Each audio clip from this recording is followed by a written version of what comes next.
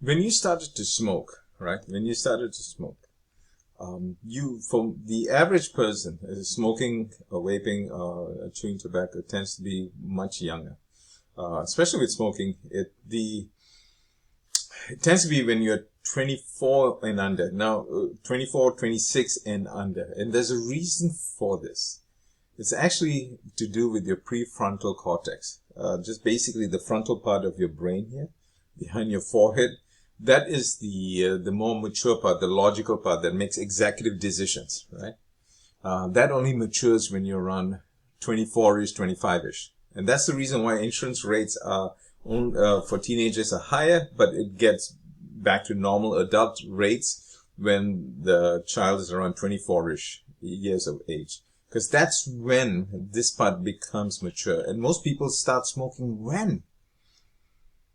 In somewhere in the teenage years or even younger. The youngest I worked with personally was when he was 6 years old. I think he's 6 years old. Okay. Now, during that time, bonding and trying to be friends, being cool, being rebel, all that was the highest priority at that point, right? And so if you remember, your first experience was a horrible experience. You were gagging, coughing, nausea, right? You want to try to be cool, try to do it without having your friends make fun of you, right? So but it took practice. It took practice, right? And so in the beginning, your conscious part, the white part above the waterline there, right? Your conscious part was consciously smoking and trying to figure out how to do it. Once you got into a routine on it, it was handed off to the back of your brain. So your unconscious part of your brain, right? Or your subconscious part of the brain, and it took over as a habit. Right?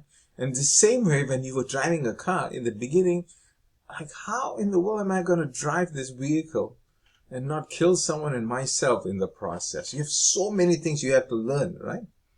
But now you do this automatically, the same way, and it is effortlessly. You don't even think about it. You know how to drive. You just get to your destination. You just drive. You just get there, right? Safely, right? The same way now your subconscious does with smoking. And it has to do with a lot of practice.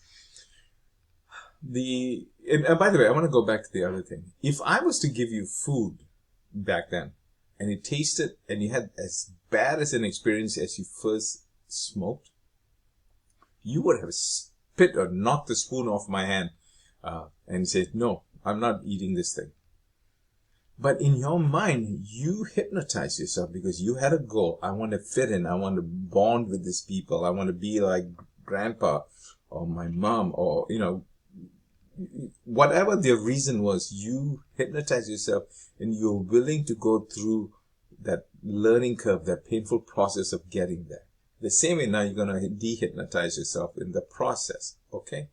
Now, here's the other part. Here's the strange part, right? And by the way, you've been practicing every day since then, right? How many cigarettes? Maybe you take 10 puffs per cigarette. And there are 20 cigarettes in a pack. That's like 200 puffs minimum a day you've been practicing. Hand to mouth, that boring routine, hand to mouth. And most of it, you don't even know why you do it. And by the way, how do you get the good feelings from it, right? Your brain now, imagine this, what I'm spraying here with this bottle, right? Is dopamine. Your brain releases dopamine. Why? Back then, I'll give you an example of this thing. Research is showing this thing too. It's the bonding. Right? Yeah, you with friends, you're having a good time, you had the good feeling of feeling belonged, right? And you're smoking, right? When this was handed off to the subconscious, to the back of your brain, to your unconscious part, right? It now connects smoking to feeling good. Smoking, feeling good. Okay? But think about it. It wrongly now pairs good feeling with smoking on all occasions. Almost 100% of the time when you smoke, are you with your friends? You're doing it alone. You're doing it out in the miserable cold and rain, right? And yet your brain releases that dopamine, that feel-good hormone that makes you say, oh yeah, it feels good. It feels good. Because of the pairing, it's wrongly pairing feeling good to back then, the association when you were a kid. But you are alone when you're smoking. Right? It is, right? I just wanted to bring that. So now, every time, it translates to, oh, I'm feeling stressed. You want to feel good? Smoke. You want to relax? Smoke. It feels good. You ate a meal. You want to feel better? Smoke. Do you understand? It's very strange, okay? So I just wanted to bring that part of you into this thing. It's just false association created back then. All right? The same way as a child. I want you to listen to this, right? The same way as a child, right? A child that's growing up, you take a child, it doesn't matter if it's a boy or girl, like if they're 5 years old, let's say 5, 6, 7, 8 years old, and you say, hey, you are ugly, you are ugly. They will take it seriously.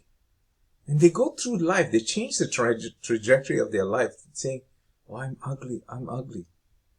Now, you say the same thing to a 18-year-old, they will feel hurt. They might take it in, but they'll also push back. No, you're ugly. Right? Now, you tell that to a 26-year-old that you're ugly. They'll tell you to go fly a kite. It is how your brain processes this thing. Right? It is not an addiction. It is the brain has falsely had based on a good experience you had when you were a kid, when you first learned it. And thinks you're still getting that same experience now. It's trying to relive that thing. Okay?